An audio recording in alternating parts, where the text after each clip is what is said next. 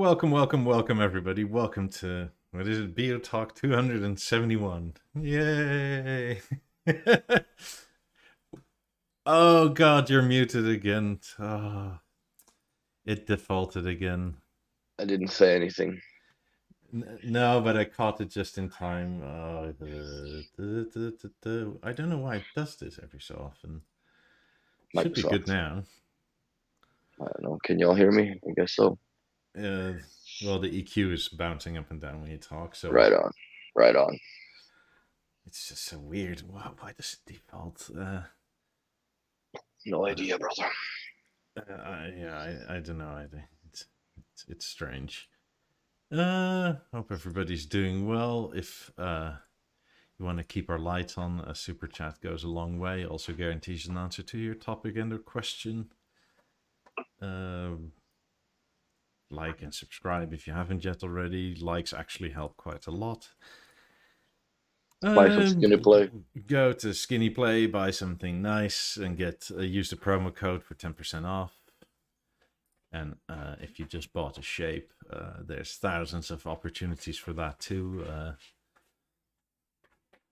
Cat is going crazy over there in the corner. I don't know if anybody can hear that. I hope not. It seems to.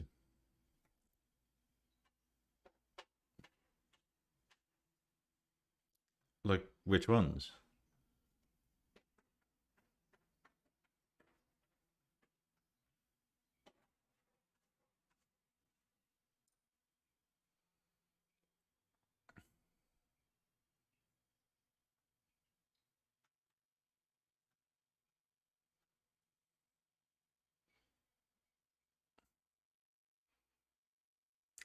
God damn it, you're also muted again. God damn it. Right on. Bloody hell. Sorry. Sorry, Willie was saying that some colors are being EOL'd. Yeah, from the B&O portfolio. I forget which ones, but it's not something too tragic. And they're introducing a few new colors too, which is going to be fun. I'm glad that they're keeping that thing going. Yeah, I like the shape. It's just, again, when was the last time you saw any marketing for it at all? Nowhere other than the Beo.com website has their splash page. It's basically that catalog shape color thing. So, I mean, also, if you want to go, I guess, custom colors or whatever, why would you go with B&O over Skinny Play? Because Skinny Play is actually, I think, cheaper than their color palette is. Yeah, I can't see where the heck they're taking them out. Well, there's 4 new colors coming in. I'm not going to say what they are yet, but it's something to look forward to. They're pretty cool. Is everybody a bit down this week and whacked over the head with all awful news, or is it just me? I honestly don't follow it anymore. I figured. Yeah, I need to get better at that, I think. But everywhere you look online, whatever. Well, there's protests here downtown, like kind of screws up your walk to the shop if you wanted to. Like, yeah, I understand that I can't avoid it either, honestly, but me, myself, and I cannot make any difference with it at all unless I'm gonna go ship myself out over there and try to stop it, which I guess we can all agree on that chicken is good. So I'm good with that. The only thing. So I don't know. The only way I guess I can support them is go eat in the restaurants, right? Yeah. So they have some money to send back home if there's an even point to send money home, because I think the banks, everything is fucked up over there now. So yeah, I don't know. It feels bad. That's all I gotta say. But yeah, other than that, I don't know what else to tell you. I've been rewatching the BioLab 8 intro videos. I don't know. They're a sexy speaker, man. They're growing on me. I haven't even seen them. And I think we have a training sometime. I think next week, which would be sweet because we finally get to hear the traveling player. Sweet. So, yeah. What have you done this week? Has anything changed? More stuff for setting up the living room, getting there ever so slowly. We've gone through the further remodel kind of stalled a bit because pretty soon I'll need to do some of our offices. Because there's like old carpet still, and like our ceiling here is like popcorn ceiling, and it's gross. I hate popcorn ceiling. Yeah, they're a very cheap way to cover a shitty job. Because you don't really have to do a flat ceiling, right? You'll never see it. If it's decently done taping, then you don't have to go 2-3 coats. So apparently the YouTube method is just to get an enormous bucket of mud and just essentially knock down the loose bits and go over it, and that's flat enough. So I'm going to try that in a room where it doesn't matter so much, like here. And if that goes well, then I'll do that in 3 other bedrooms. Nice. And but to do that, we had a lot of shit stored in closets here and in the other office, and you obviously don't want to get that all covered. So the baseboards haven't been put in because we went through all the boxes. Because my God, did I have a lot of shit. You don't realize till you start moving. I actually went to the storage locker to dig up my jackets, and when I realized where they were, we had a little bit more bourbon than I should have had Friday night. So by the time I got to the storage locker and I looked, and it was like the pile of things that I would have to move in order to get behind the mattress, right? Because that holds back the whole wall of all the other boxes. I said, fuck it, I'll just go buy a coat. So I bought a cotton coat instead, and I dropped off some other stuff in the storage locker, but yeah, it's a lot of shit, man. You don't realize how much you accumulate over the years. I mean, I did declutter quite a bit, but still. I mean, the main reason for decluttering was I didn't feel like paying to ship it all.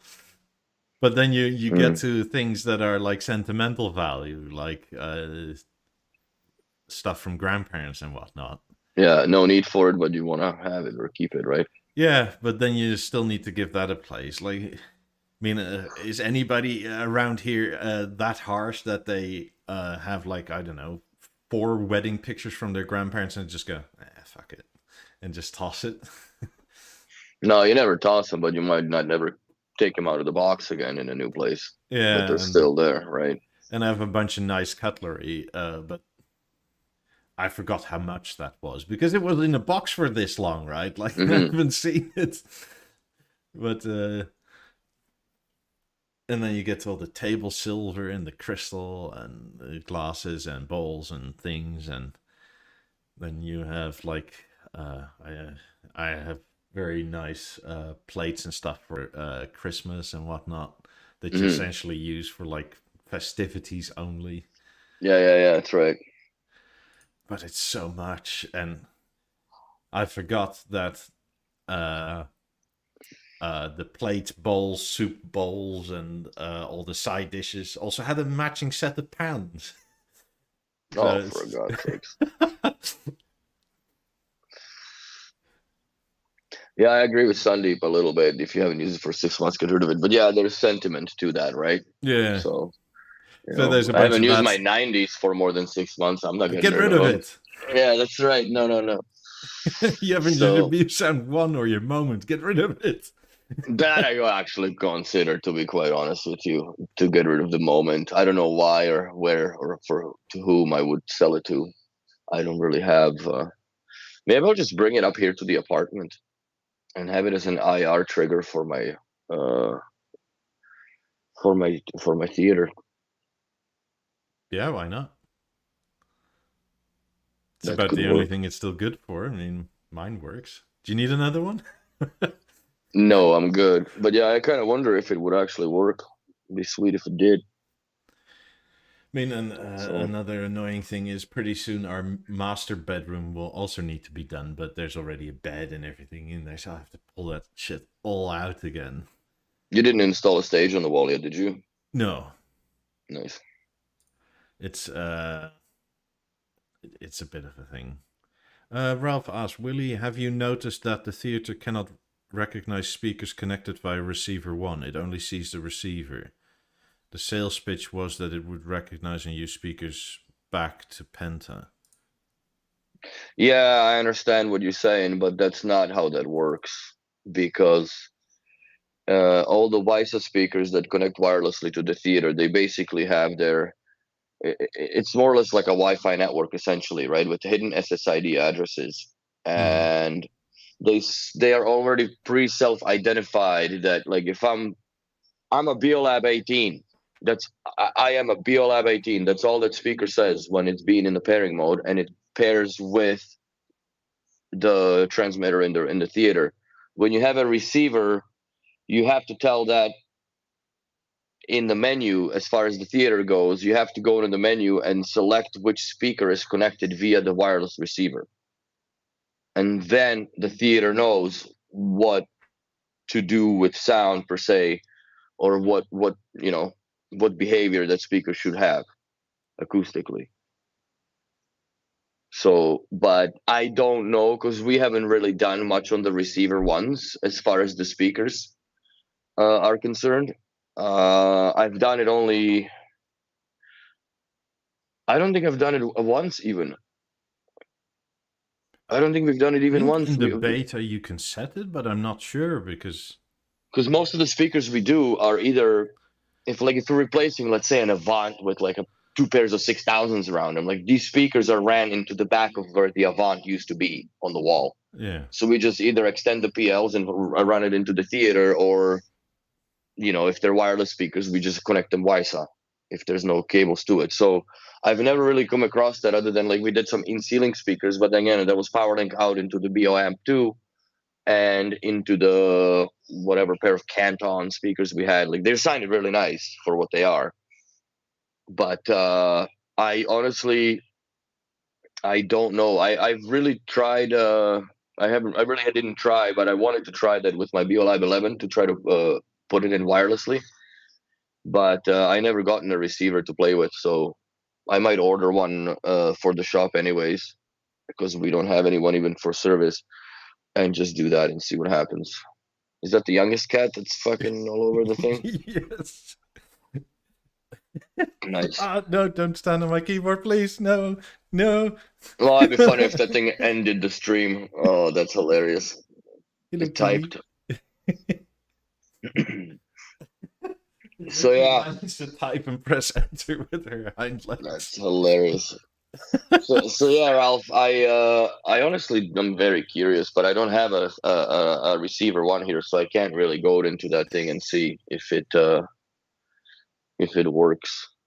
If you have Lab 9s connected to the theater only, like I don't know if you have them as a fronts or rears, I would probably put them in the rear because the theater with the 9s at the rear, it sounds great. Even with the 20s, even it sounds insane. So, and make sure that you have the speaker all set correctly because then it just rocks. But I don't know, honestly. I haven't played with the app on Is that like level. wiring not an option at all? That's what I'm wondering too. If they're ears, yeah, like. I mean, because for Beolab 9s, you can use the thin power links, right? And you can daisy chain them. Yeah, you don't have to run a thick cable to them. I mean, it's probably cheaper to, like most baseboards are like square, but then have the bottom is like slant cut, so you can hide it behind there. 8 meters, you get a 10-meter power link, but then who am I to know what your room looks like, essentially, right? And how do you run the cables? Can you run them? If you have tile floor and they're across an open area, then yeah, you're kind of screwed. But you can do up to 22 meters with power link before signal degradation. Yeah, it just depends how you go around it, right? Yeah, sure, but if you 22 do want to go meters, around like it. if it's 8 meters, surely it's not 22 Not able either. to. So yeah, Hmm. you just have to suffer the pains with the receiver till the software gets fixed. Because I'm still waiting for, like, yeah, there are TV sources, but you can't pick internal sources. Yesterday, for some weird reason, I played Flow for one track and I switched back to YouTube. Yeah. It crashed and it started blinking, like, I'm thinking like it's rebooting, right? So it's been like 7 minutes. I'm like, there's no way this is rebooting this long. And I come up to it and it was only flashing the LED and the two lights, but the track forward and backwards were on.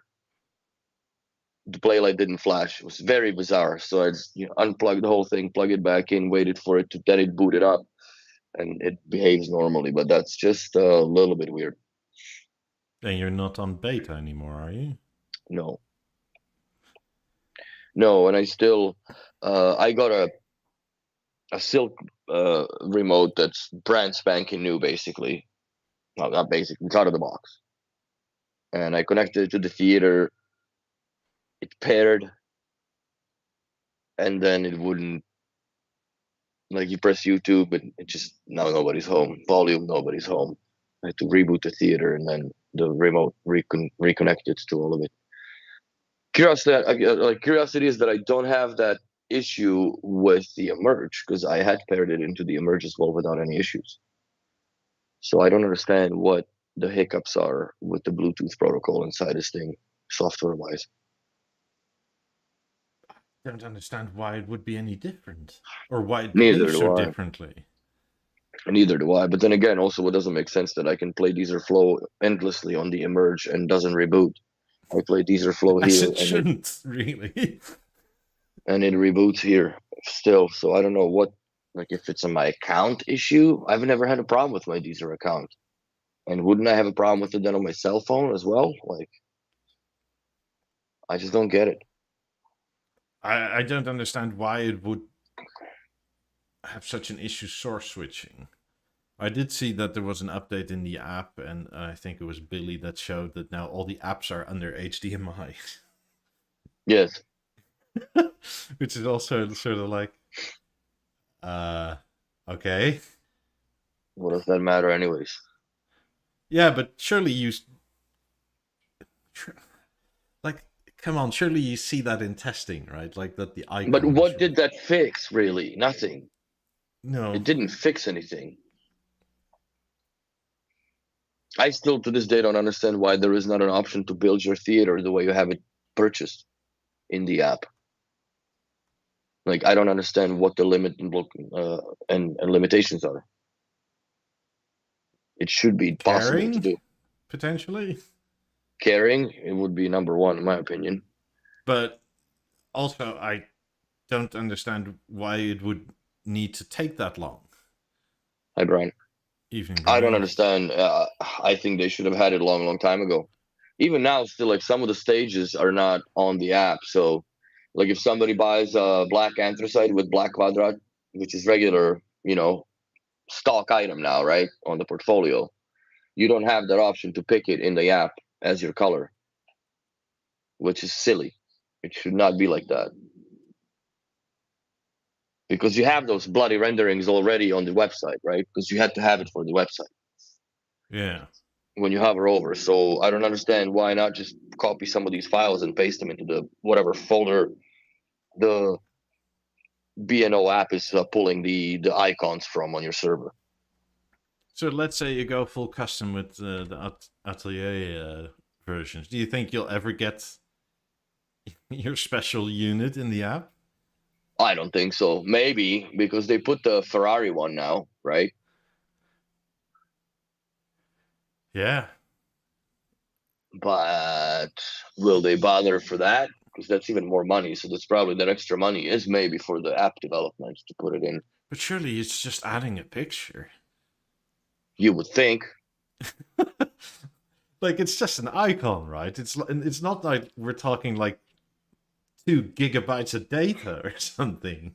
No, man. This thing, how big can it get really as a picture? Even if you go like let's go double. So 480 by 480 pixels, right? Which is double of what the max size of the Windows icon is. You'll never see it bigger than that on your phone. No. So I just don't understand. Is it that hard to keep up with it in the portfolio? But then, But it's in the app pre-launch generally, so why aren't the pictures there pre-launch? Like, is this just not communicated properly, or is this just not a brief of the product team to the web/app team? I don't understand. Oh, we are also, somebody says, we are also, in quotations, we are also working on a proper remote in the player for TV/soundbar products that will have a much better UI for this use case from the app team. Yeah, well, good. Okay, well, maybe you guys should watch our podcast and take some feedback from it, because I mean, I was always confused, right? Like, and still am to this day, that if you're in the app, you have the pause play button, and if you're watching TV, like, it don't work. why is there a pause button? Because it's just a mute button. Yes. But it's not the same thing. Surely if you play around with that, like, you instantly notice that.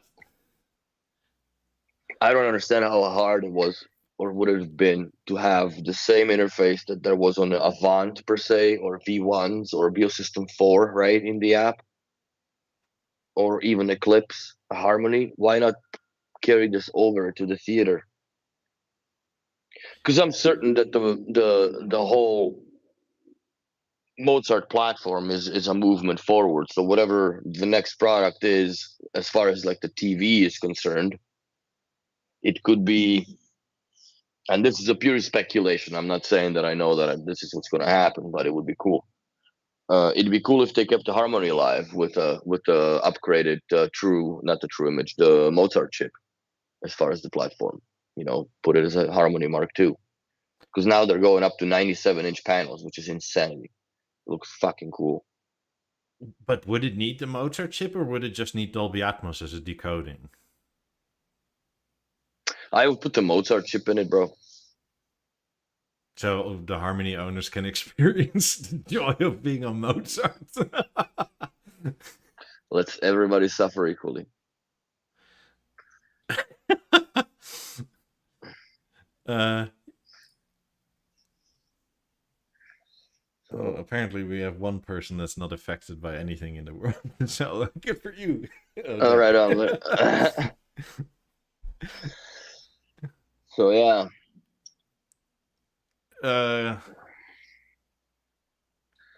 Some sources will come back, and we're working on new and fast ways for you to will not come back. Oh. Some sources will not come back, and we're working on the new fast ways for you to access your favorite music and radio sources. I guess the logic is that you have them down below always, but you don't if you're in the app, like in the black page. I guess the thing that is most bothersome to me, right? Mm-hmm. Like, why didn't anybody think of this pre-launch? Oh, dude, you're asking too much. No, I understand to a point, but like, why a year in does the development team go, it's all wrong? Let's have everybody learn a new way. Oh, oops, we fucked up. Oh, some will come back, some won't, but we don't know yet. Like, I know. It makes no sense. Absolutely. I agree with you. It's in my opinion, it's a tragedy to the app as it is now. So I just don't understand. Like, how come this is like? Imagine if Apple, like now, all of a sudden, or Android or whatever, right, decided, actually, you know how you can make those maps by dragging apps on top of each other so it declutters? We don't like that anymore. It all has to be separate. and they don't ask you; they just do. And all of a sudden, you have like 8 pages to swipe through. It's like, shouldn't you have thought of this like a while ago? Like, I know we sort of joke we're beta testers, but we really are. Mm-hmm. I mean, it's. I don't know of many other products, or any at all, or has Sonos ever done this, where they just decided, no, actually, we've done it all wrong. Well, they have a Sonos 1 and Sonos 2 app, I guess. There's another app like for the newer products. And there is a way of pain in the dick to move and migrate, either like bring the old new product to the older standard, because you can't go the other way. But it's nowhere near as painful as like with when you. I couldn't even imagine doing that in BNO, to be honest with you. Rolling something back to, ASC default basically on a true on a Mozart platform. So Yes, I mean, if you want, I see sort of the conversation. If you want a more trouble-free experience, the Harmony is still the better way to go.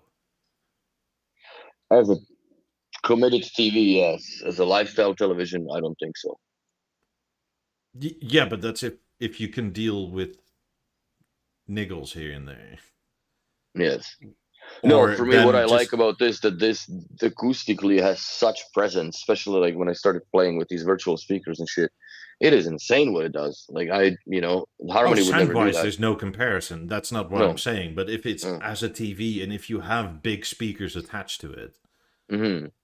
That's a different story. yeah. So like a Harmony with 50s or an Eclipse with, a theater with 50s, the difference is not huge anymore because the 50s do so much of the pulling. Same for 5s or 90s or Mm-hmm. whatever, right? But on its own, what A versus B, a Harmony is Oh, nowhere it doesn't near as stand. powerful. It's nowhere near as bass capable.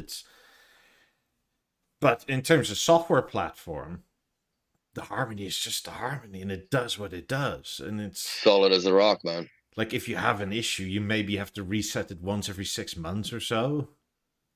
If even that. Yeah, we don't have really issues with the harmonies in the shop. They just turn on. They do. They work every day. Apparently, with the theaters now, if you have wake up on LAN set to on, it'll just wake up in the middle of the night without any input. Which one?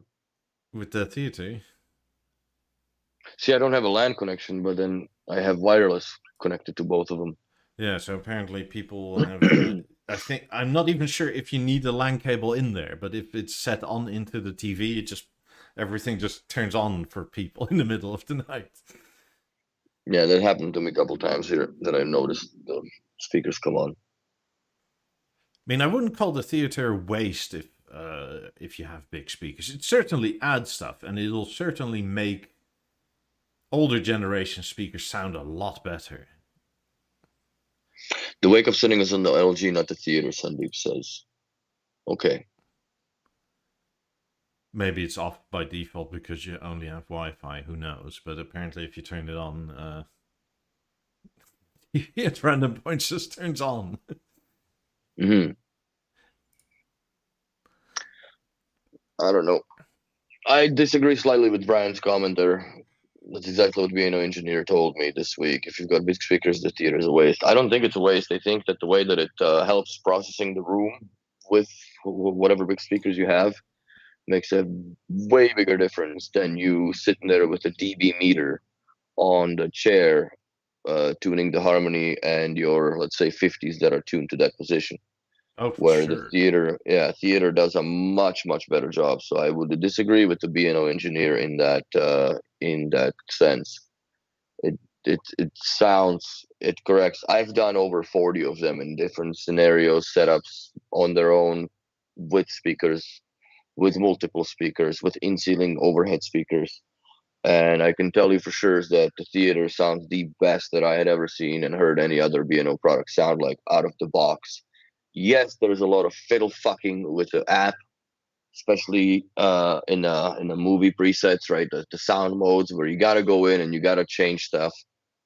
to better it for the room, because sometimes it does what it does to the room, but also if it picks a small speaker for its reference, then all of your meterings are out to lunch. So then I increase everything by 4 to 5 dBs on each speaker, and it just tear a new asshole out in that room, man. It's a completely different experience when you actually do spend the time with it.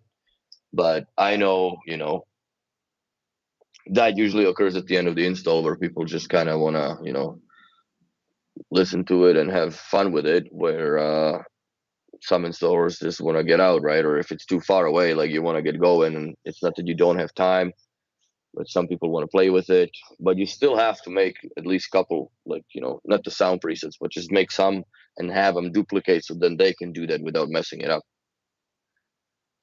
I mean, But tuning is very important. It's much more important tuning now than it ever was before, in my opinion, with the B&O theater. even on fives, you get a whole lot more room compensation, Mhm. because just the sheer range of the theater is so much larger than the fives, and its mic can compensate for. I think they're correcting it up to 2,000 hertz now, if I'm not mistaken, or more, 4,000 hertz. It's one or the other. I'll have to have a look because it's in the spec somewhere. Yeah, but it does correct much better than any other B&O system that they had, even like the Avant back in the day with the microphone, which kind of worked. Honestly, it worked in a good room. If you had big room, like showroom or whatever, it never 10,000 worked. hertz. Up to 10,000 hertz. Wow. So that's a lot. Yeah. That's a huge correction ability. So I would. And room resonance up to 200 hertz, which is like where you get like because of bass and stuff. Mm-hmm. But it essentially makes any dumb speaker compensated in the room for, which is really rather nice. Mm-hmm. Like I went from a BV10 with 18s, and they sounded good. They sounded like 18s. Then I went to an Eclipse, and they sounded a lot better. Then I went to Harmony, and the difference was basically nothing. Then I went to a theater, and it's like, wow, 18s have bass. Yeah, and theaters are not shy to put that bass in. That's what. No, and the same will probably be true for your threes, Brian. Like they'll be way better than you have heard them in a long while, because they'll finally play to their full capabilities. Yeah, the theater manages it much better. Even like I said, with the 18s that I have in the back, I just can't get over I sit relatively close to it because it's a studio apartment, right? But the amount of volumetrics, holy shit, that you get from, like stuff above you, it's really, really insane how well it works. But yeah, it's so far the best system that they had for measuring the rooms and so on and so forth, which I guess you would somewhat naturally expect it from B&O at this point of time, with the capabilities that were introduced in 2015 with the 90s, right? Which is now 8 years ago in a month and 2 days. So people were choked when the balance came out with, they're robbing the 90s off the tech, because balance was the first one after the 50s that actually disseminated the technology of the room reading, I guess. But in my humble opinion, I think they should have included a microphone with Beolab 28. Yes. That should have been included, because that speaker does well, but it doesn't do as well as it could, having, let's say, like narrow mode measurement capability proper. But they probably then correctly thought you'll most likely attach it to a theater, or at least that was is the game plan for selling it. So the theater already has its microphone, so you do their local correction and then correct it again through the theater. But yeah, I don't. Yeah, I hear what you're saying, Sandy. I barely watch that stuff, so for me, appearing in the theater is of limited use. The theater itself only produced a big image volume, though, to its credit. Yes, I agree. But I don't know. What did I watch the other day? It was one of those Tom Clancy videos or movies.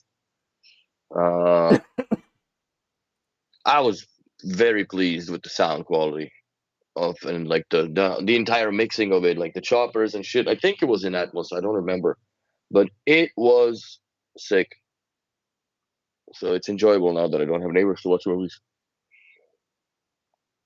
So I gotta live it up before I get somebody moved in next to me.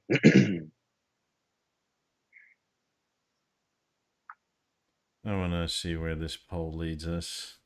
Mm, So, what people care for. yeah. But yeah, Brian, if you're upgrading from, I don't forget you had BV11. the Vision 11, but who wasn't? Yeah, you have a Beolab or Beosound 35 in your cigar room, right? Was that replaced by the stage? I don't remember. Yes. It's been a while. Yes. But yeah, I don't think you can go bad or wrong with the theater. I guess the only regret is should have done it a month and something earlier. You would have got the old price still. Well, unless you're very friendly with your dealer and he may still have Yeah, one. yeah, yeah. But BV11 is a huge step up from the. I still wouldn't get rid of the BV11 unless it's dead. Uh, fuck. I would put it. You have a nice garage. I would put it in the garage with just an Apple TV. No stage in cigar room. So see, I would move the 11 down there then. Hey, I have not found the cables yet for you, brother. I am looking for them. I just haven't had a chance to go into the deeper crevices of my buddy's van because he apparently has a set of them. So we'll see if they work. But I'm still on it. Don't worry.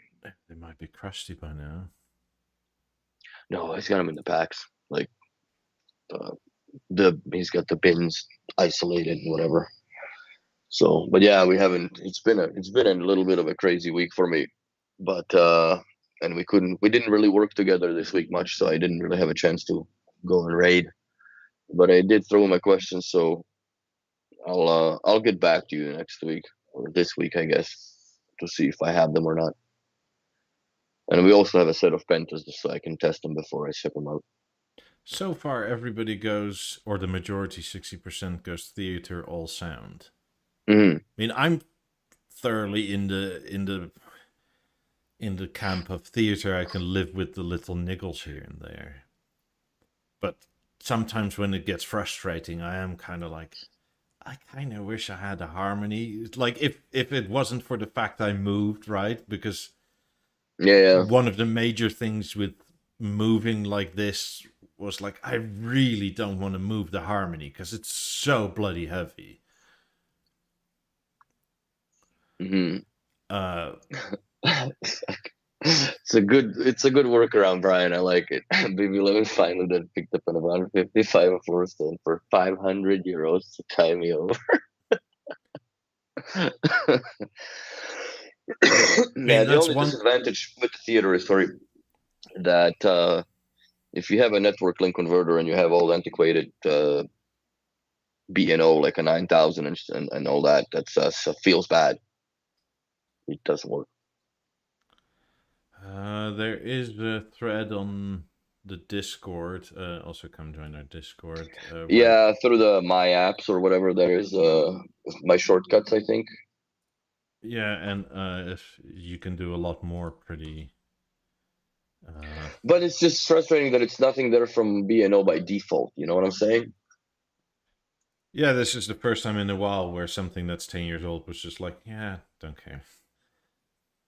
Yeah. Maybe it's a generational thing, right? Because the people that work there now 10 years ago probably didn't have it. So they don't really know what it is to most older B&O people. Fair enough. I They mean, don't if see you the see value in it. pictures of the company, it seems like, and this is not a here nor there or bad or a good thing necessarily, but it seems in terms of staff quite a young company these days. Mm-hmm. Uh, Meaning also there's probably a lot of people that never really experienced pentas other in the B&O museum, right? pretty much, and that's just you get to look at them. I mean, it seems like a lot of the older folks have gone in the last 15 years or so, which is like normal. It's not necessarily a bad thing, but that experience of how stuff used to be is therefore gone. Mm-hmm. And there's still a lot of customers in that age range that probably started in the 90s that are still buying stuff now. That's and they're right. scratching their head going like, wait, what? Why is... Because it's always been compatible, but it's sort of is, but kind of not.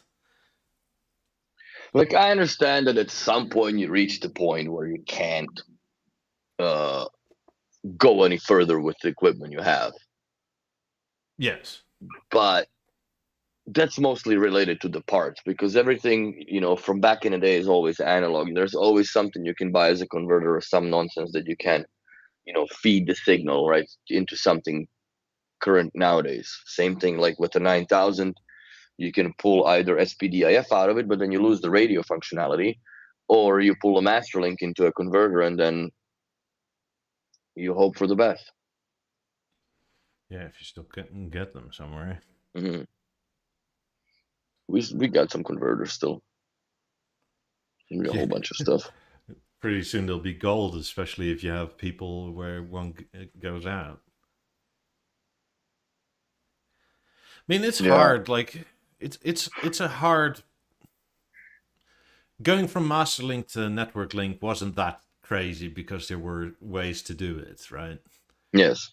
But now going from, if you're still on a BV755 or something like that, then your whole house is master linked. It's like, do you go theater? Like, that's really hard to do now.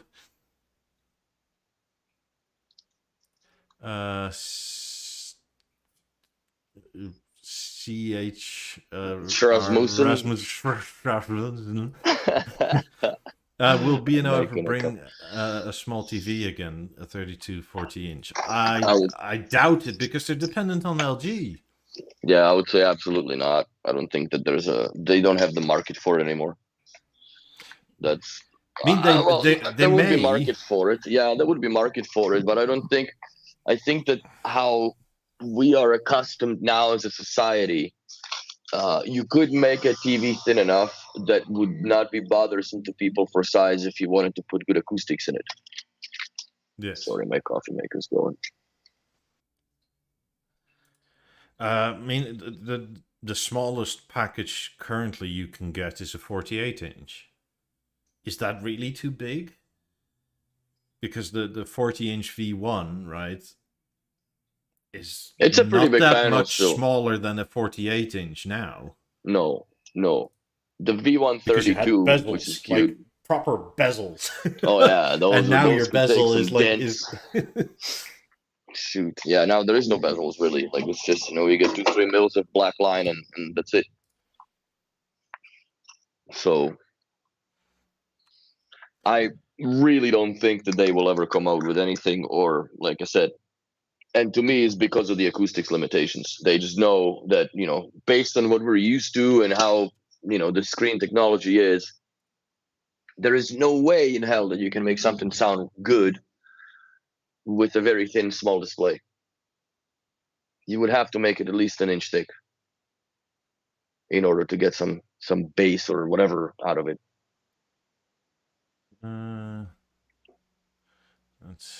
So yeah, if you look at the V1 and V140, well, they're more or less the same thickness, I believe. I think the V140 is thicker, but it's at least, it's a good 6 centimeter thickness of the TV panel. It had a pretty decent speaker box. I guess if you want to, you can now. LG sells a 42-inch OLED. Yeah. What panel is it? The C panel, Evo panel, C3. Mm-hmm. I mean, but then your stage will be slightly wider by like that much on either side. Yeah, it'd be like a freaking Beosound 740 back in the day. Or if you want to, you can ask Steve for some cables and hang some 3s on the ceiling somewhere. That works. That also works. Or get that Hall Audio box with power link and HDMI. That works. Put it with the theater 55 and go for the Eclipse look. That would be so silly looking. Oh my god, I don't even know how small. Yeah, 42-inch, that'd be very silly TV looking. So let's see. Yeah.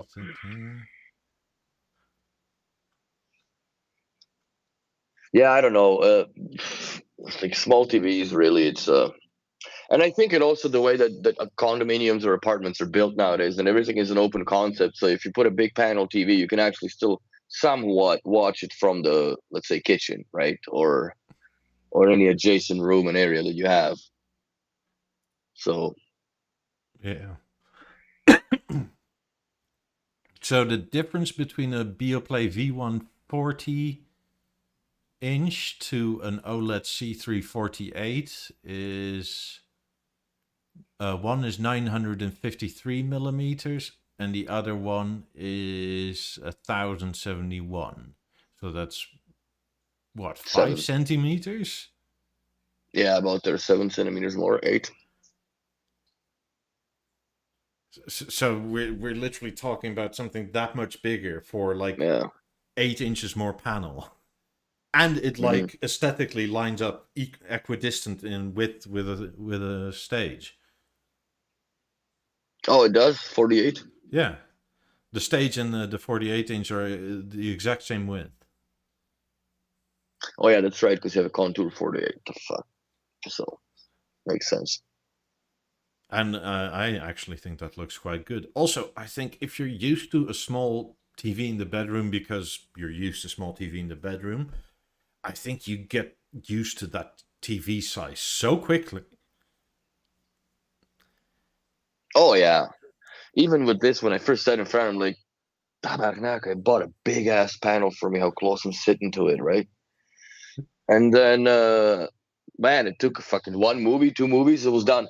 Especially if I'm in the kitchen and like it's just appropriate size. You get used to it pretty quick. 77 would have been too much overkill, and I don't really like the look of the wings. They're just way too much of aluminum slab. This is just a perfect balance of what this TV should look like. I went from a 55-inch Eclipse to a 77-inch Harmony. Mm. And initially it was like, holy shit, this is enormous. 2 weeks later, it's like, this is normal. Yeah, you get used to it, man. You really do get used to it, and you get used to it fast. The only thing is, like, sometimes it blocks the view. But I have very shitty view. I have a view of like other apartment units. Like it's very New Yorkish here, right?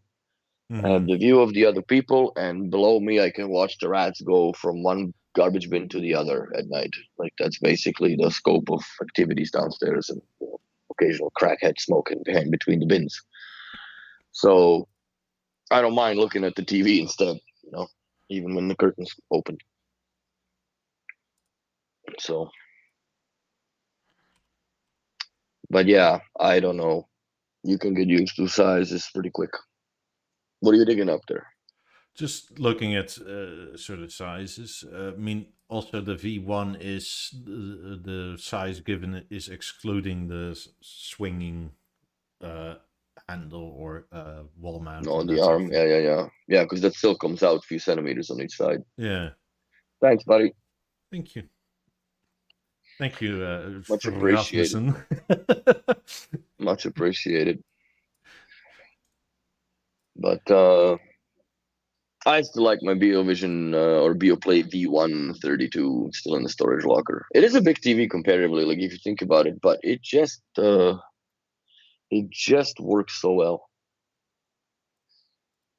I mean, we had a bedroom in our old apartment. The bedroom was 4.5 by 4. The TV was 55 inches, and the only reason I actually bought it was not because I wanted that size, because there was a deal going.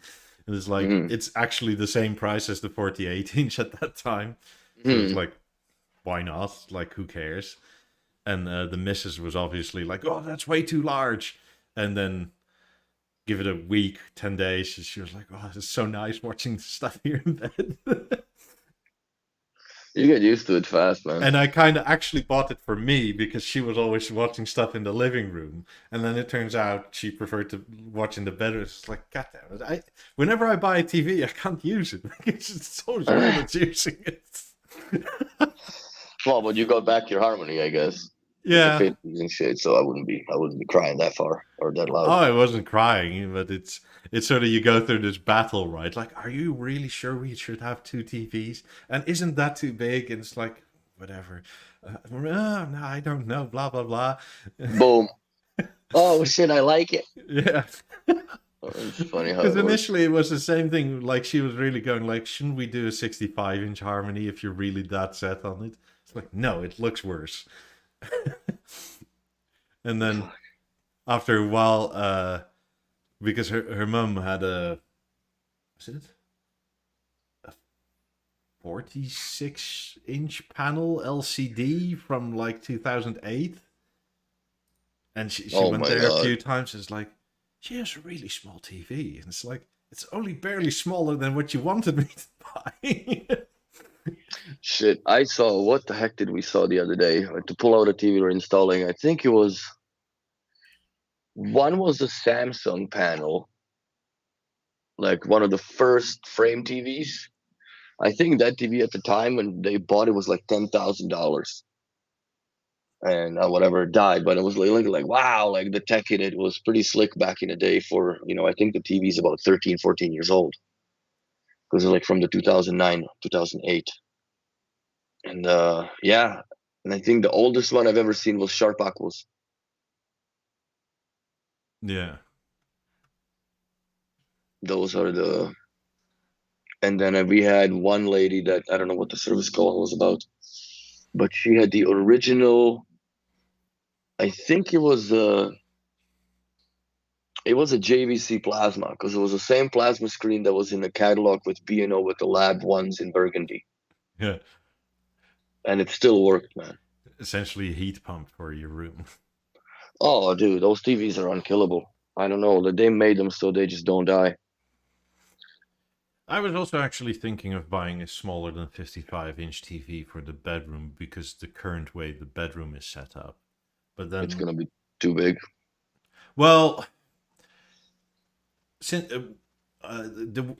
so you walk in, you have a door, then you have all glass, then you have a pocket door with the bathroom.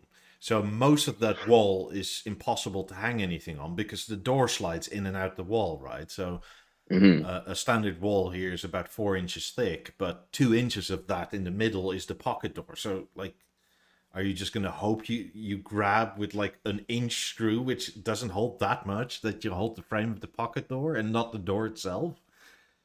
Because otherwise you're just hanging your TV, right? And you go, oh, my door's stuck now. Oh, I guess my TV is mounted on. Yeah, because like if you use the toggler bolts, then they still have to come out certain amount for the wings to open, right? Yeah.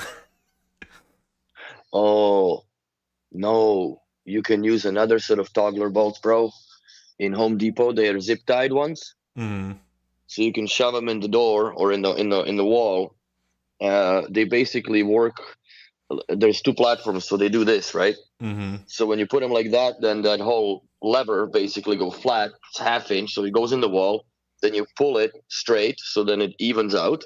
It goes straight. And then you put it, and there's a little zip tie thing that just goes zing, and then it just basically like go up, down, and it breaks off the excess. And now you have a toggler that is exactly like there's. So now you can have the screw that is exactly the length that you need. You can cut down the look screw. At those. Yeah, they're not cheap, but they're fucking amazing, and they are rated for 360 pounds each. If you go half inch. Isn't. Exactly. So, but at least you can get away with a shorter screw, and you don't have to be on the stud necessarily. But yeah. I'm gonna flip the whole bed around so that I at least have half the size of a wall where I can put stuff in and then use those toggler bolts, I guess. Mm-hmm. But no, they work. They are magical, man. They work very, very well. Because the way it's currently set up, the foot end is facing towards the door, and like all glass. Yes. Which is like, where do I put a TV here? Like on the ceiling? It's like, no. So it has to be next to the bed, and then it's like 1.5 meters away, not even, maybe 1.20 meters, right? And if you have a 55-inch swing out like that, it's like, first of all, it's huge because like you're watching like this compared to a monitor, and it takes away all the walking space. So there's like,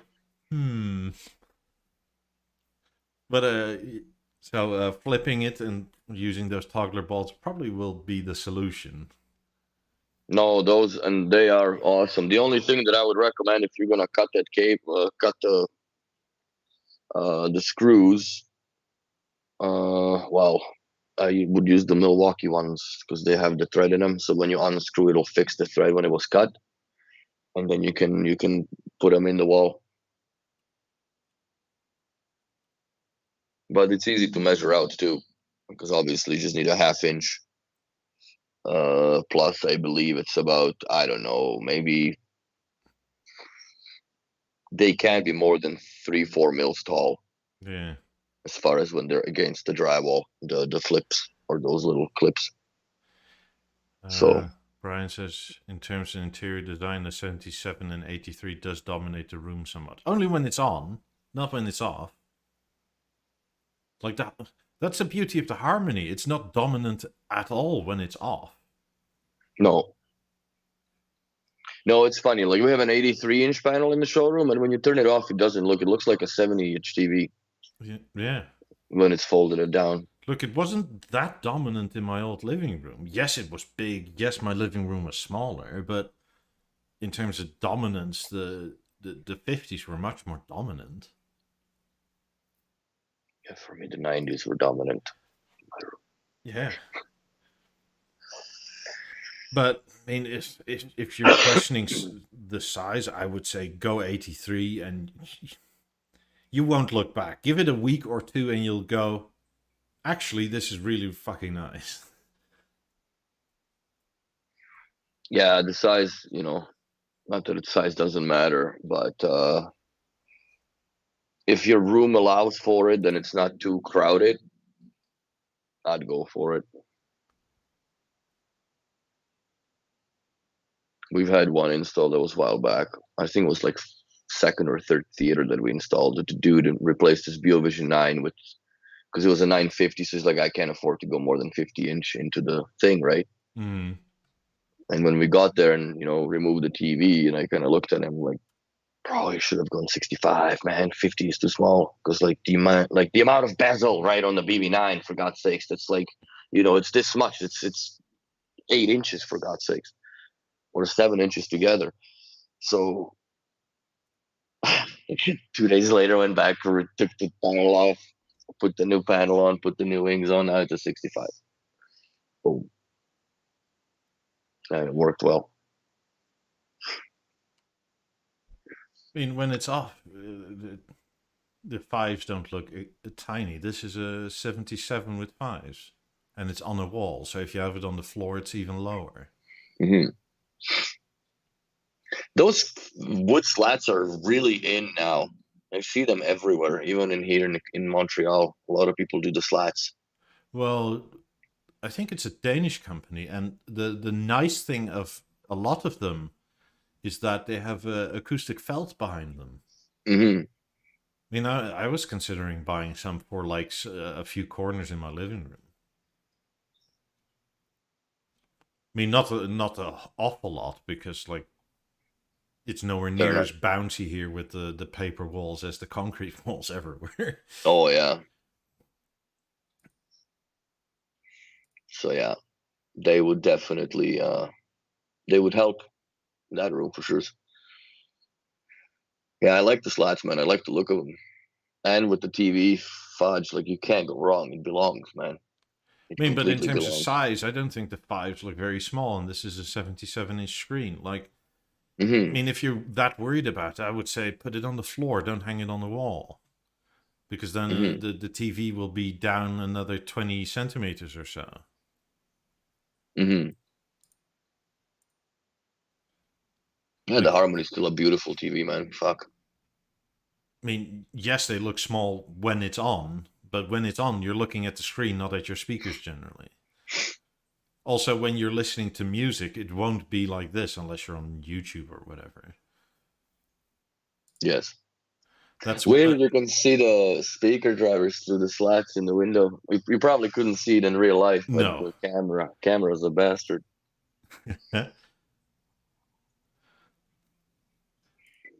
So, yeah, I know Harmony looks balls, man.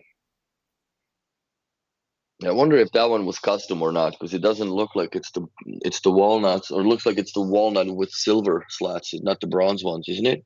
Yeah, could be. Maybe at some point I will go in terms of backwards. size, like 50s versus 5s, the difference is, I think, an inch from memory, literally. Actually, as in, like, the 5s are like an inch shorter, but they're also an inch wider.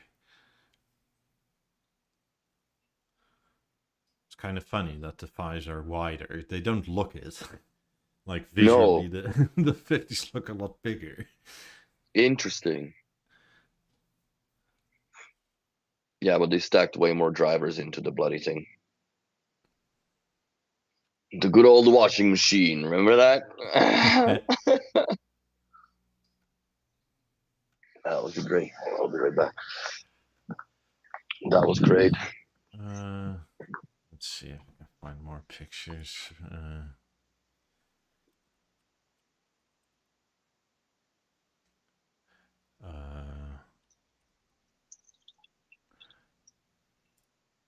Vision Harmony. Let's see if there's other people with 5s around them. We have set of 50s with our 83-inch panel on it, and it's like when the thing goes down, it almost looks the same as the 50s, or a little bit taller, I believe. Yeah, something like this. Like, so, I mean, imagine the 5s there. They're only minimally shorter, but it's like, and this is a much smaller room than what I remember Brian having, so I don't think it can be that dominant. Mm-hmm. The most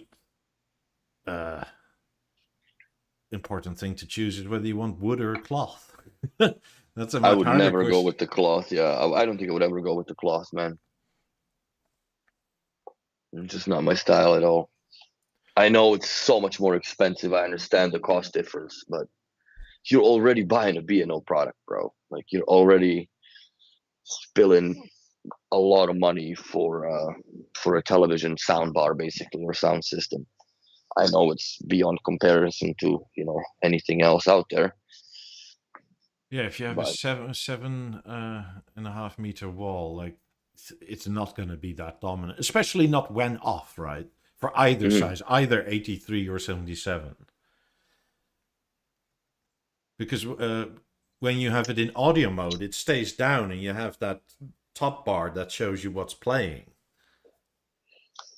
socks and sandals, baby. That's right. You know it.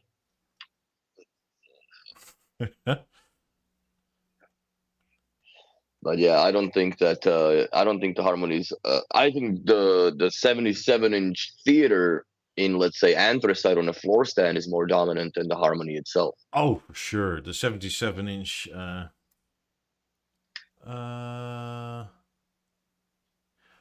Oh, here. 77-inch harmony and fives to the left of it. Let's see it. I mean, it's at a dealer somewhere, but like, if you have a 7-meter wall, they're going to be even further away from the TV than this. Is that a 77 or Yeah. a 83? No, it is 77. Yeah, pretty sure. See, it's even like an 18s are more or less competing with the height of an 83. Yeah. So it still doesn't look that crazy out of place. I mean, the actual physical difference between 83 and 77 is not that enormous. No. I didn't even notice the difference when my dealer first had it in his showroom. I just thought he put on the new, what is it, C3 or G3 panel, because before it was a G277 or G1 or whatever it was. And the only thing I noticed that was different was like the aluminium edge around it. Mm-hmm. So I was like, hey, is this the new 77? This is not. Is it 77? I don't know. And then he turned it on, and then it was like, Oh oh, shit, okay. that's an 83. No, I like it. I really like the harmony. You know, this is more nimble, and I like the theater. But if I had my 90s back out, maybe once I get to the Florida, I will. Maybe I'll retire the theater to another room and get a harmony, or I will just move on from the theater and get a harmony anyways. But I'd have to get a bigger screen because the 65 is the smallest harmony you can get, and I think it looks goofy with the panels. It's too much panel, too much wood when it's closed. I mean, this is a 77-inch harmony with 90s, and the 77 looks tiny. Let's see. Yeah, 70 with the. That's a 77 with the 90s. Yeah. Holy shit. Might have to go a little bit up. Like when it's upright, it looks tiny, but when you turn it on, it starts to make sense. Mm-hmm. That's a nice room, actually. Yeah, it's B&O Vancouver. Oh, so they redid the top? No, that can't be B&O Vancouver's deal. That can't be the dealership. I don't believe so. I don't know, maybe. Who knows? It's not from what I remember. Either way, this room is horrible for acoustics. Oh, yeah. I mean, there's glass behind the 90s and marble, and then marble behind the TV. It looks nice, but acoustically, it's not an Terrible. optimal choice.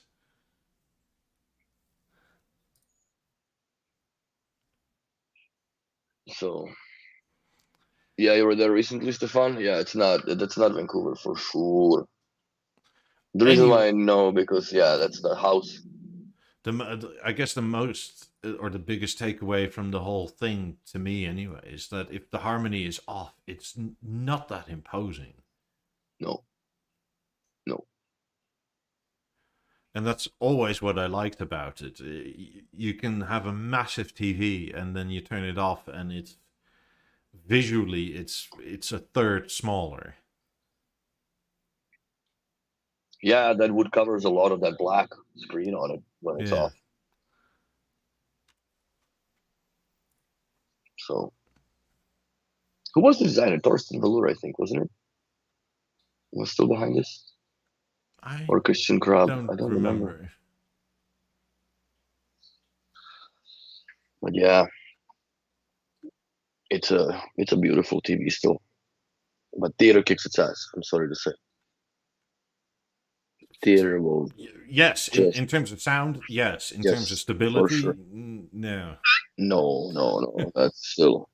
Also, if you're used to menus being in the TV, that's the way to do it. Better that way.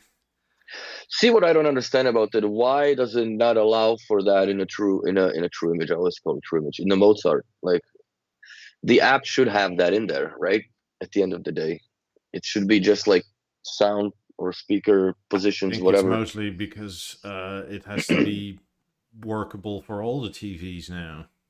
Mm-hmm. Because they decided that every brand of ARC must be supported, not just LG.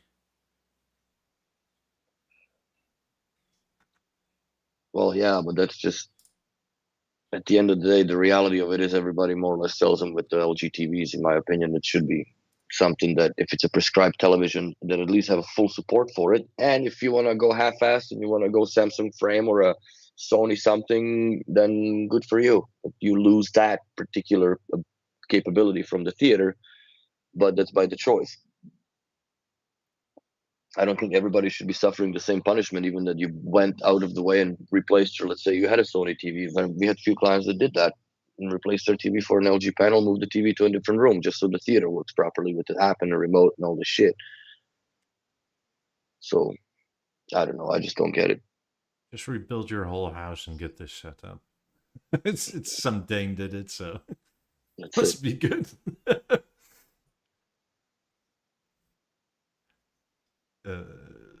There I you still go. like that Corona chair. I have to get it one day. It's uncomfortable as hell, but it's so cool. Liken TV or something like I don't whatever know they what that is. say.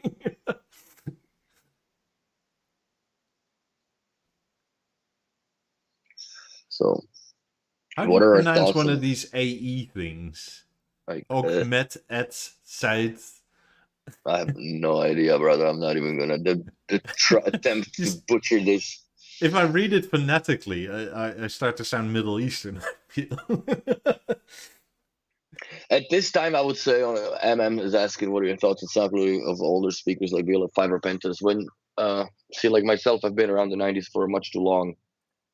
You start to hear where they lack, and fives, they're good rock and roll speakers, but they're nowhere near the precision of the 50s per se, and or 90s when it comes to compared to 50s to 90s. There's still a lot more that Sources the are speakers can hugely go, important. What and you listen sources. to is That's right. hugely important.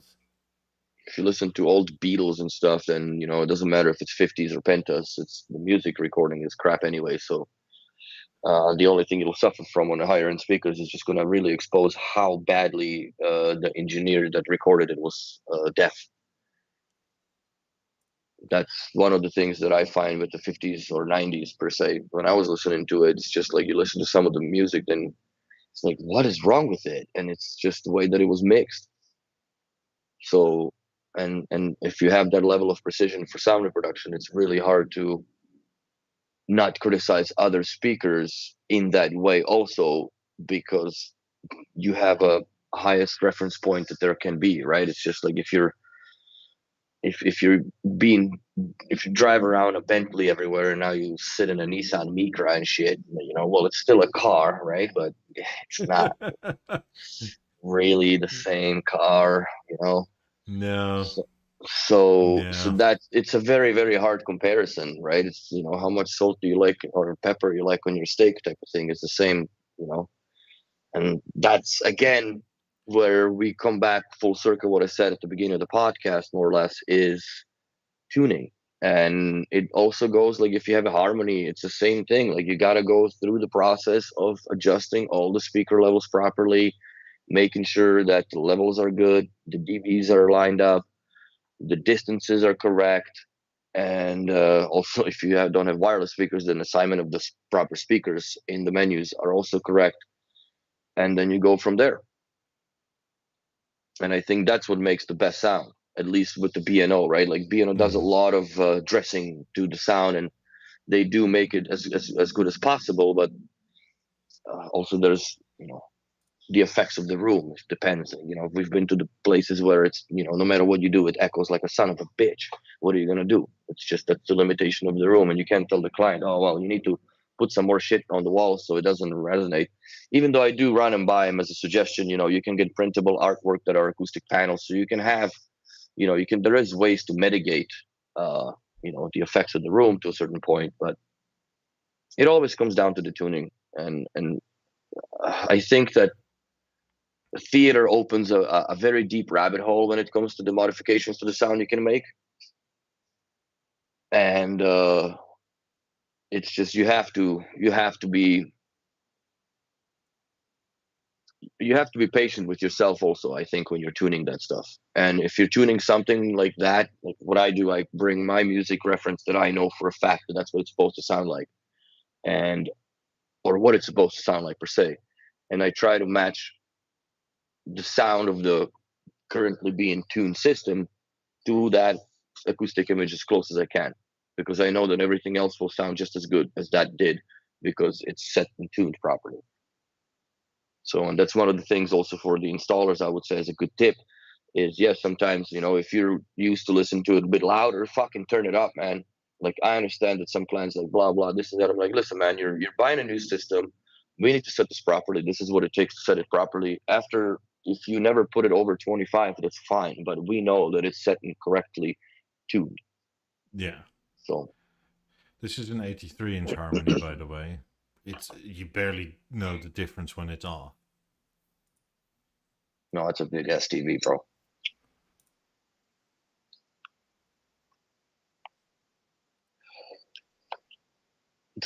ugly. I think that's yeah, it covers that goofy wall thing perfectly there. That was supposed to be a wall-mounted TV, but Yeah. they decided to go with something much cooler. So yeah, I hope that answers the question, I guess, regarding the sound. But to me, Pentas, I find them a little muddy now, right? But they, again, the era of music that they were supposed to sound good with was 30 years ago, 35 years ago now. So, in accordance with that, the bass wasn't really invented. So if you play modern music through it, more or less like, computer made music per se, like dubstep or anything that is a little more demanding, don't, I don't think, I know that these drivers have a hard time keeping up. So, I mean, this is, by the way, my old setup, which will be much closer together with 50s and a 77-inch harmony. When it's off, it's not that dominant. no.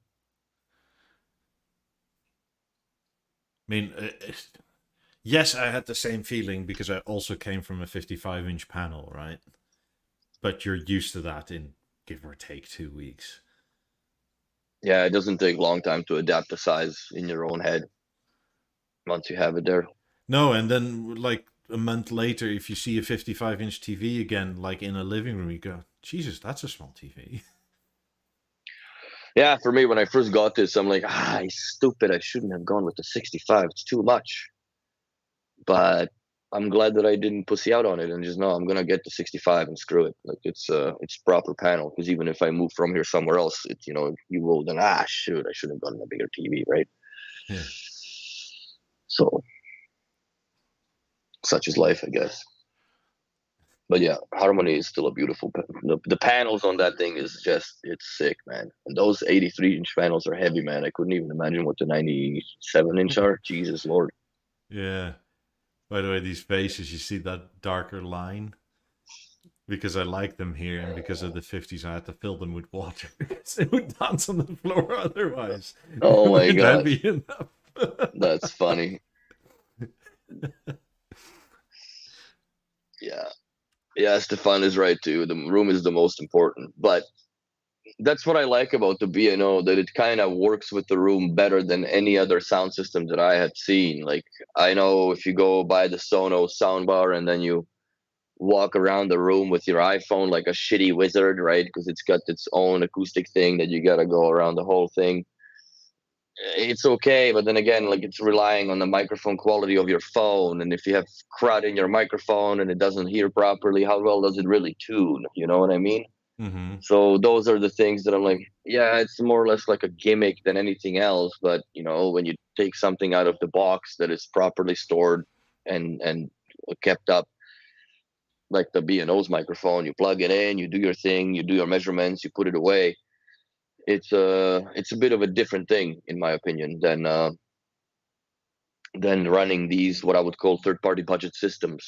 Like, I understand that the Yamahas and Marantz amps, they do have the little microphone that you can plug in, but like, well, what speakers are you running? Are you running Cantons? Are you running PBS? Are you running Paradigms or whatnot? They all have a different acoustic impression. And Yeah, but if you don't know that up front, you have to sweep the whole speaker. yeah, so it's just, those are the things that with B&O, it's so much simpler, because the systems know what they have connected to them. Yeah. More or less, even down to the Beosound core, it can tell, or you can tell it, that it's got this and this connected to left and right channel, or am I being delayed through the WiSA transmitter or not? So there's a lot of things. This is actually the 83-inch harmony that I was talking about. Mm-hmm. Like, it makes sense with 90s. It's still lower than 90s are when it's 83 is borderline. I think 97 is a little too much, and the panels look too dinky as far as the harmonies presentation is concerned for look. Like, yeah, 80. but if you have like one of these crazy living rooms that's like 10 by 10 meters, you can get away with it, right? Of course you can, but I still, it's not about I guess the size of the screen at that point for me personally, it would be about the proportions, geometric proportions of the, Yeah. how much black versus wood there is. That would be my thing to do, right? Because the panels are just as wide as they're always going to be. They're just going to get a little bit taller, but then the screen is much more wider. So, uh, yeah, it's again personal preference to everybody, and also how much you can afford with the room. What about 28s versus 50s or 90s quality? Oh, bro, you don't even want to go there, in my opinion. 28s are good, but that's where I will end my statement, I guess. They're just good. They're not great. They definitely sound better in the concrete floor-based environment than anywhere here that we've had them on the wood, including our shop, because the wood flexes much more with the bass, and the woofers are pointing downwards, so it affects it quite a bit. The bass does run away from it a little bit. I've set them up a few times in an apartment with the concrete floor. They sounded great, but once you start going over the threshold of, let's say, 60 to 65% volume, the ABL starts to become very noticeable. Depends on what music you listen to, of course. Also, 50s and 90s. That's just how much your ears can handle is where it's at, and especially for the 90s, that they can fuck up your hearing too. So. Both of them can. I mean, they can make you permanently deaf, quite literally. Mm-hmm. Evening, Christianse. Our Lego man, former Lego milkman. There you go. No, I like 28s. Like, if I didn't have 50s, I would have kept them, right? I guess my only qualm, essentially, with them is that they have a different sound signature than 50s. So if you have them as back or surround or whatever speakers, it's kind of weird to have a much more neutral speaker up front and then something that wants to do bass all the time in the back somewhere. But if I were to start all over again, I would not be opposed at all to going full tilt on 28s because they're very, very good for the money. I mean, they were better for the money because they've gone up quite a bit, obviously. But Mm-hmm. the same can be said for 50s and 90s. I mean, the 90s are now nearly 100% more expensive than they were at launch. Mm-hmm. So, I mean, personally, I like 50s the most, I think. I love 90s, but again, they have their own type of drawbacks. They sound a bit different, not in a bad way. But the acoustic lens on 50s has an airiness that I've been used to forever from B&O, essentially. Mm-hmm. Would I have 90s if somebody gave them to me and installed them? Absolutely. But they're so goddamn heavy. They're so expensive. Yeah, once you have them, the biggest logistical nightmare is always moving them around. And for me, like, storing them, it cost me $4,000 a year just to have those speakers in the box. Yeah, I feel like painting the wall behind your 90s. Get a friend over to move them because it's a pain in the ass. Or buy a bunch of tools that you can get for them, but that's an additional $5,000 of tools. I honestly, skates, no matter what, I would I bought mine with the skates because if you wanted to move them, like you said, not if you're painting the wall or whatever, for whatever reason you need to move the speakers, it's easier to just have that than trying to book the guys from the dealership to come over and it's 2 weeks from now or whatever. So yeah, they're not fun, man, at all, especially moving into different places and so on and so forth. In terms of where the sort of sweet spot is, I think 50s hit that in terms of that you can move them, you can... I like how 90s look. They are good looking. I wouldn't say they're pretty. I do think 50s with the Mercedes grills are just gorgeous. Yeah, they're gonna be much nicer looking. I though it's a hard run for the money, in my opinion. In my opinion, with the look, white 90s with the black, I mean the walnut or smoked oak panels, that you still can't go wrong with that look, man. The black ones, I understand. The 50s will run all over them as far as the beauty when it comes down to it, but mean, if I your room love the can white handle it, grills. I would go double black, as in black panels for the base and black, and then maybe aluminium, or even have the aluminium in black to get that In the proper 90s. Darth Vader look going. Hmm. But So as it currently stands, right? Like, uh, w- would you buy these for 52 grand, or would or you buy these for 135 grand dollars US? That's oof. yeah, you can get 2 pairs and still have some money And a to go around. theater. Yeah. I mean, it's 104, and then so you have 31 grand left over for other things Yeah. versus just this without a source. Well, at that point, you can just get a core. I Get a core for your 90s and go from there. mean, yes, they were always more expensive, but I don't think I think it's gone a bit that way instead of like staying equidistant, right, on the graph of price increases. Yeah, but I think that B&O's moving them into a quite unique price point and quite unique as a people or clientele target, I mean, in my opinion. is it sort of a meme at this point? High net worth people don't ask such questions. Do they really not care for like spending over 100K on something like this? Is it sort of like whatever, or are we then talking the 1% of the 1% type people? Hmm. And there's not many of those. Like at that point, we're talking about like the oil shakes and stuff like that, right? Hmm. Where it's like, oh, I'm just gonna buy that car because it'll be my 31st car. Like I'll buy a car for each of my birthdays, and all my cars are like at least 500,000. But there's Hmm. not that many people like that. Also, there has to be a cool factor for that to even be a thing, right? Like Hmm. if I don't know, let's say Peugeot or Citroen started to make a special one-off car tomorrow that's €1.5 million, would they sell it as easily as like Aston Martin or Ferrari or something? I doubt it, That's because the right, because brand the brand isn't name, cool. it's not recognized in And I that think sense. B&O is cool, but I'm not sure it's that recognized as such by, because if you are gonna do the whole big fuck you money, right? Like, why would you not get the focal utopias? They're even bigger. They're even larger. Like in terms Hmm. of the physical thing you're buying, it's even more imposing. Hmm.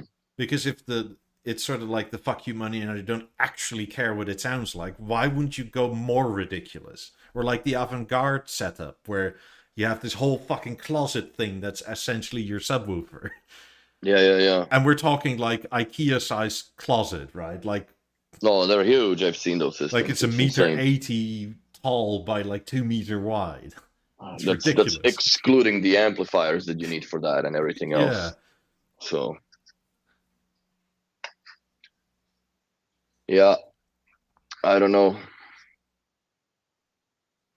So it's, I mean, I think there are for sure people that don't care, right? But the same people that don't care, why would they come to B&O and not to something more known? That's my main question about it, because I think Focal or Bowers and Wilkins or that sort of thing is more known than Bang& Olufsen. Yeah. I mean, I bet you if this podcast ever started as Focal Talk, we would add more subscribers. No, I'm certain of it, but we don't have that. Yeah. I mean, We don't you believe in can that. literally tell by our amount of subscribers. Maybe everybody just hates us, but I doubt it because everybody keeps on showing up. But so thank you, like and subscribe. Beosound, Michael Christensen says, "Oh God, yeah, no."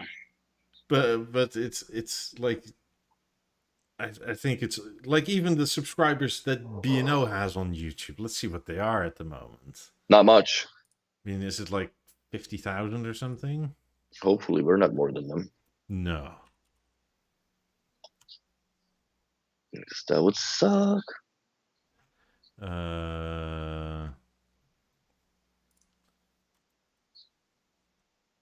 Let's see. Will something autoplay? No. This is also not very good.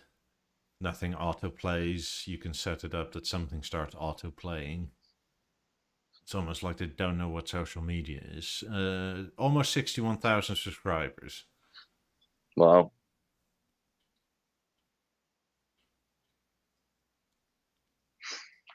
Yeah, and I agree with Geico that a lot of people want Bowers and Wilkins or Focal because of the advertising and Mac Talk. Yeah. Realize the project sound, more difficult to appreciate. Yeah, I agree, but that's the whole proposition, right? Like you're going after these people, but they don't really know you. Mm-hmm.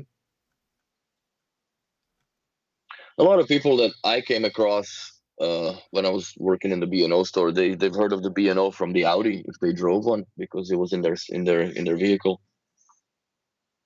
And that was I remember there's a cross promotion. You get a pair of A8s if you bought an Audi with a B&O sound system, and supposed to draw the people back into the store to come pick them up.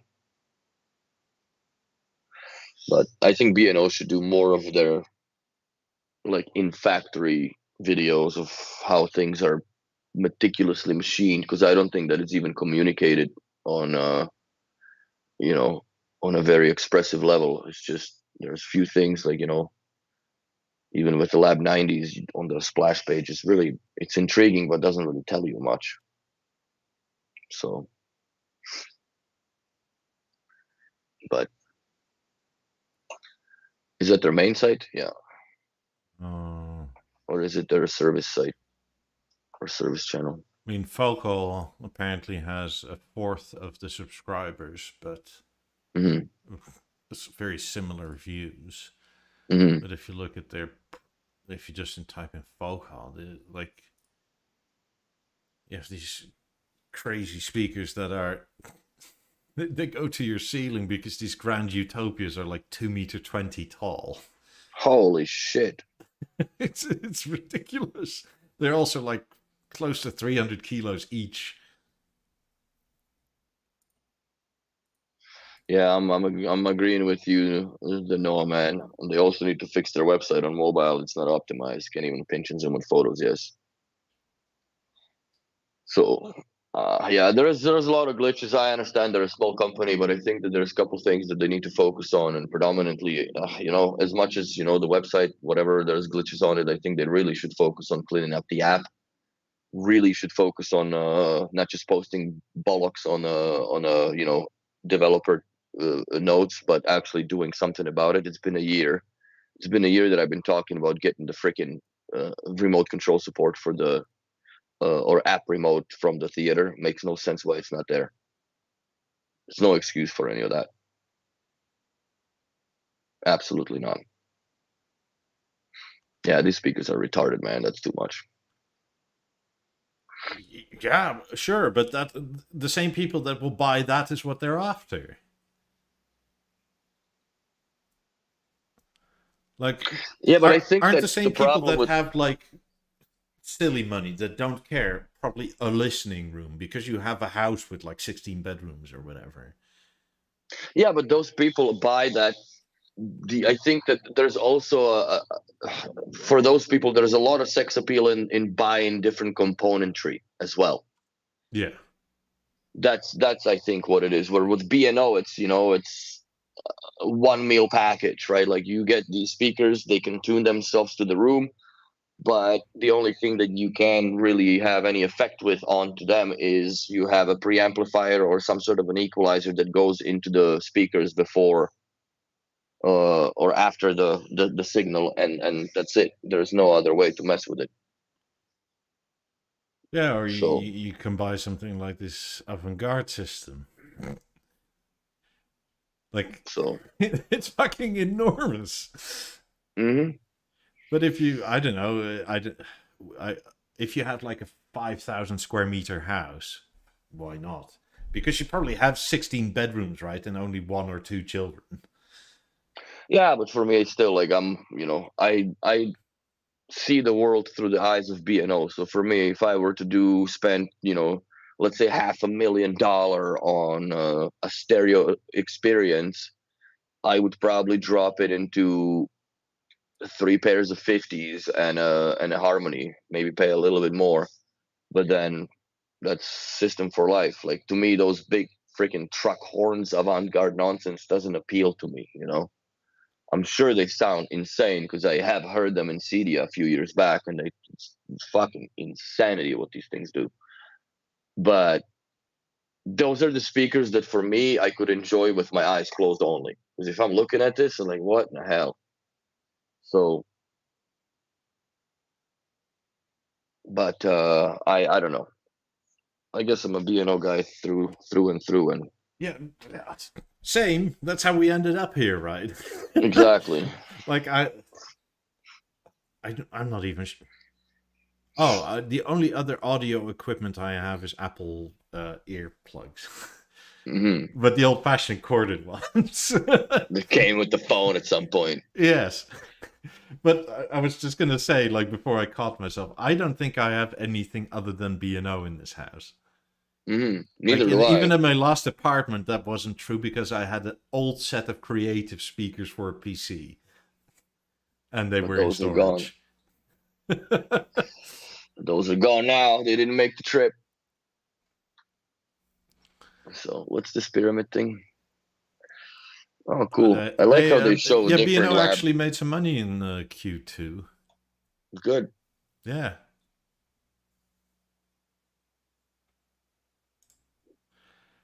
That's good. Page number 8, he says.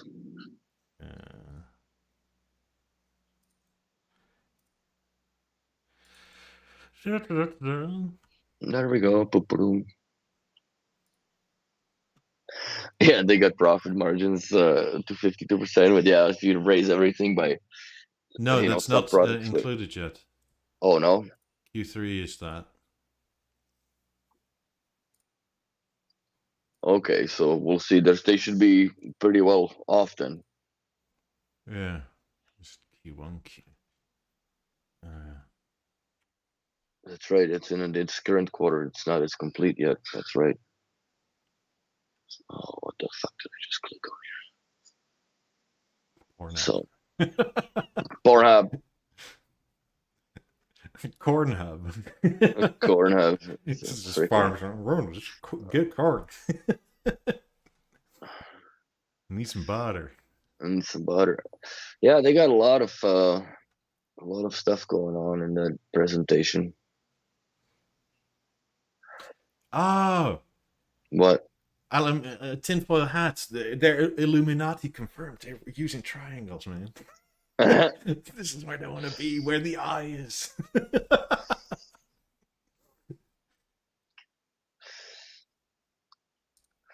No, we're the 50s with the Mercedes-Benz limited edition. No, there you can buy those grills now. Yeah, we just call them Mercedes grills because it looks like a Mercedes grill. I don't think they Mm. actually have a name other than aluminium fronts or Yeah, covers.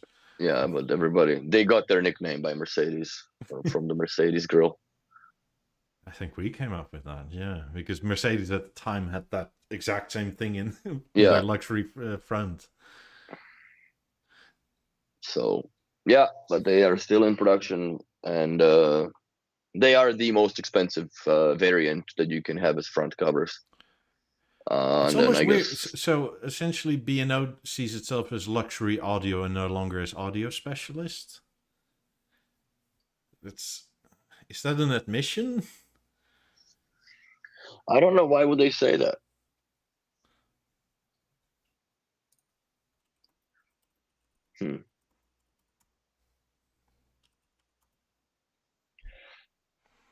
I don't know.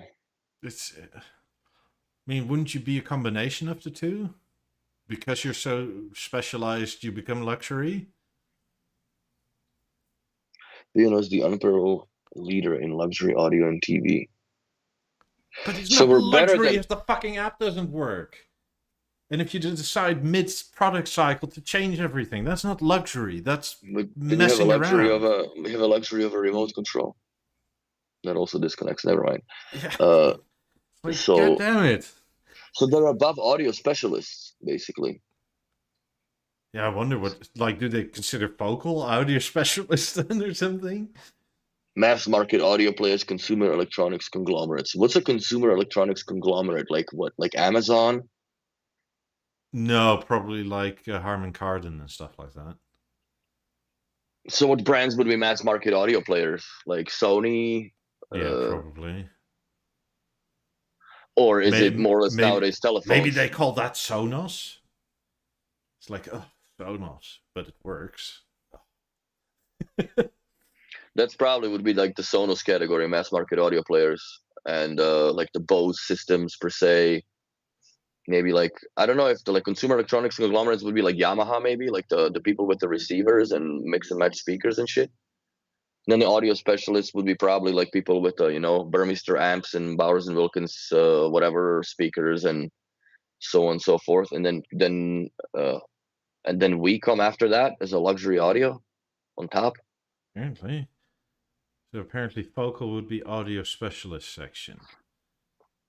Then maybe they should not use a pyramid. Because vocal has much more expensive stuff and a much wider range of things to buy than B&O does. Mm-hmm.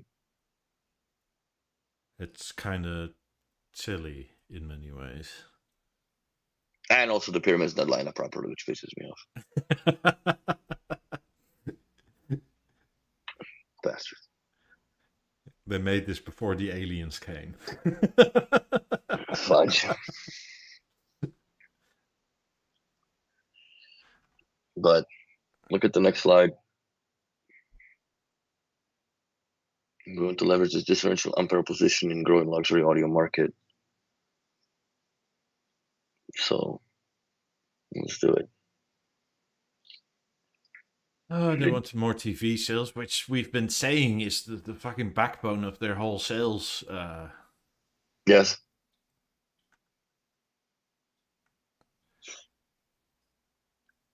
But how are they doing it? Yeah, well, I agree with that. Sell more TVs because you'll sell a lot more of everything else once you sell a TV to somebody. In my view, the theater in our shop more or less killed like the sales of Harmony, because I had seen one Harmony go out to about 40 theaters that we had sold. Yeah, I'm not surprised. And but the people also that stages haven't yet, right? If you are right now, and if you're an existing customer that hasn't bought any of these things, and you can look it up, and you like if you have an honest dealer and you ask them like, is this rock solid or is a Harmony better choice for me? I'm XYZ, I want this, that, and the other. If your dealer is honest. Oh, apparently this stupid avatar thing was a massive success. Oh my god. On this paper or actually? That's what I wonder. That's what they said. They said they made like 50,000 of them or something. What, the avatar? Yeah. Okay. And what does that do? Brand recognition of weird dancing dildo monsters or something. My god. I mean, apparently this was an internal idea, according to a recent interview. This was not done with like a university or interns or anything like that. They actually paid for that. Yeah, this was their own marketing thing, which is yeah, well, whatever. It's They're just dude, they're drinking too much wheatgrass over there, bro. This is insane. Hence the green Beosound one, I guess. Okay. So market update China. China's in trouble, in my opinion, economically very much. There is a whole bunch of poo going down that they don't show in the news. But we'll see how that goes. yeah, but you don't care about the average man anymore anyway. Wasn't that the whole point of going after the very high net worth individuals?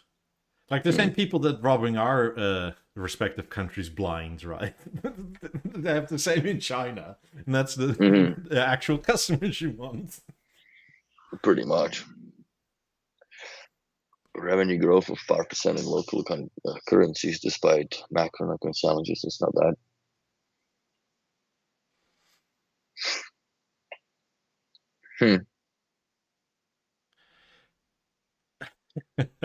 A Weimar Republic, very high net worth individual. Well, that's very day to day because in the latter days of that massive inflation, you could sell what was it? Like a head of lettuce went for like 1,000 German Reichsmark. Wow. At the time, where like a year before, a head of lettuce was like 25 cents. So what is this regional product sales? Okay, go to the next slide again.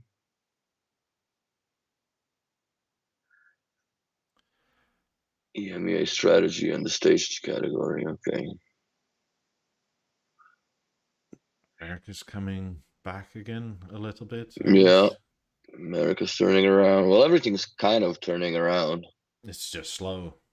Yeah. Q2 in 2022-23. What was the Q2? What did they announce then? Harmony? Sorry, theater? It must have been the theater. Because that's a very noticeable spike throughout the entire world, basically. Yeah. Because So the we'll see how balance much of that was a year spike. before that, wasn't it? Because the balance has been around for a bit now. I wonder how much of a spike will the BLM8s make once that goes into circulation next month.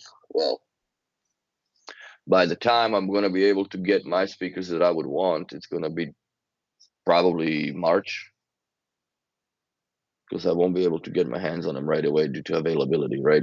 Clients come first. Plus, you want custom colors, don't you? Which... Yeah, and I want the walnut, so it feels bad.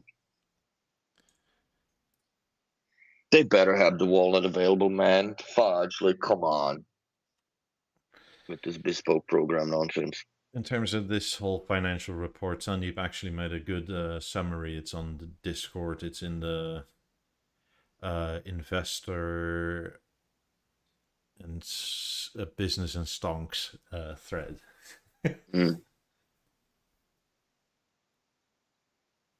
So, I mean, I'm happy they're making money. Like, I want them to make a lot more money, but I also don't want all this nonsense. Essentially, like that whole avatar thing through your music through Spotify. I think that was such a bad idea.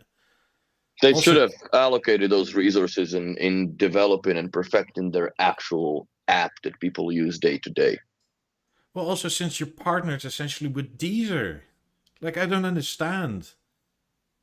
Also, was this really necessary to spend a bunch of money on? Couldn't you have allocated it to things that actually need fixing? That's what I'm saying. Couldn't you have done a proper intern for YouTube, for Instagram, for Twitter? You know, the funny thing is, like, B&O has its own Discord, right? And they pay for using the API of Twitter. Meaning, we used to have that on our Discord, but since Musk took over, that's no longer free. But anyway, so in their own Discord, you see the tweets B&O puts out from the main account. And I want to say like 80% of them are like, we're so sorry you're complaining about problems, essentially. Could you Hmm. DM us? It's like, oh my God. Like, Yeah, if fix that's your the shit. majority of your social media interactions, that's not good. Yeah, somebody should at the higher up read these posts and address it, because that's, yeah, there's way more power of social media now compared to the Masterlink times, where if you had, something not really work, there wasn't really that many outlets other than before the, well, like until the Beo world was created as a forum. You were on hands of your capabilities of your local dealers,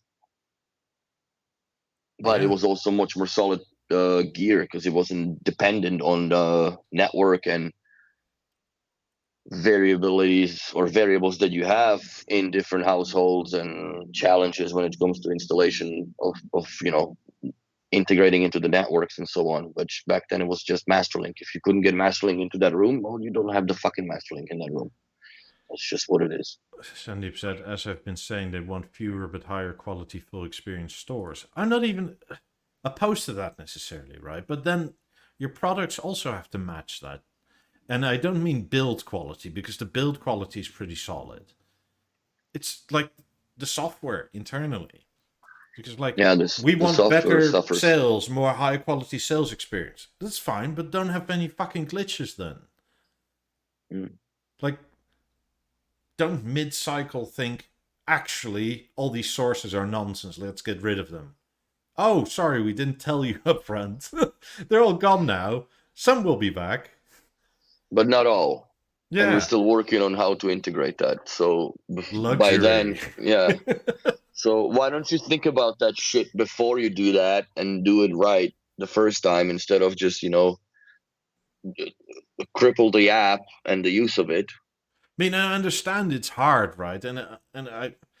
But it's.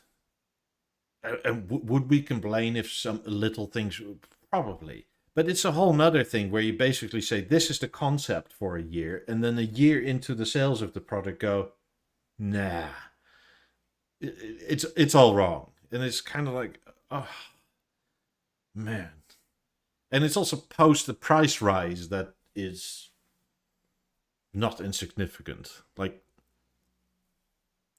Mm. I mean, I wouldn't actually even be opposed to them having ridiculous prices. That if you're actually after the very high net worth individuals where you want people to spend silly money, fine. But it's a whole nother thing when you do that to things you've already been selling for years. Of Like, course. make a Beolab 95, 100, whatever, right? And sell it for 300 grand and make it bespoke on order only. Fine, whatever. We're never going to own it. That's okay. But if you're essentially going to say, we need something that's 200 grand, how about we just up the price of 90s? Right. It's, it's not the same thing. No. Like, imagine if Mercedes essentially said, well, we need a new car in the region of an old S class. How about we just up the price of an E class or a C class? Same thing, nobody will notice. Like, isn't it? This Mm. is partially why car brands make all these ridiculous models. Like, I mean, back in the day, like BMW, Mercedes, you name it, had like 5 or 6 models, right? Now you have submodels of submodels. Hmm. It's, I don't know, it's. No, I completely agree. I also agree with Stefan's complaint. Why is the app, does the cover arts take up to 50% of the screen, where they could put more controls, like track forward, backwards, and which is already, I guess, there, but I don't think the new one app does it. I stopped using the app. I got frustrated with it, man. The only thing that I use on it now is just customer access control, and I set up the theater, but I don't really use the app. It's frustrating beyond the repair. Like, and for some reason, it crashes every now and then, and this with the Deezer has an issue sometimes, and I don't know if it's the app that does it or the this just It has a brain fart every now and then. Wait, Sandeep said there was mention in the webcast of monetizing services and software in the future. Jesus Christ. I'm not willing to pay for your software because it's shit. No.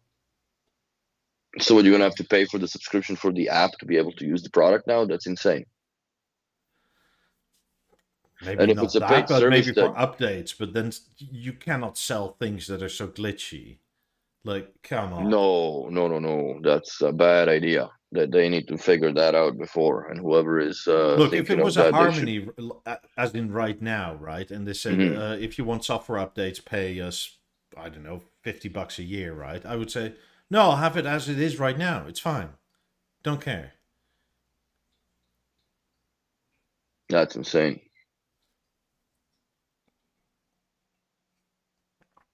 Yeah, no, there is a lot of things that they need to consider, in my opinion. Also, I think that they should do what they're missing, in my opinion, on the, let's say, Emerge or any of those platforms.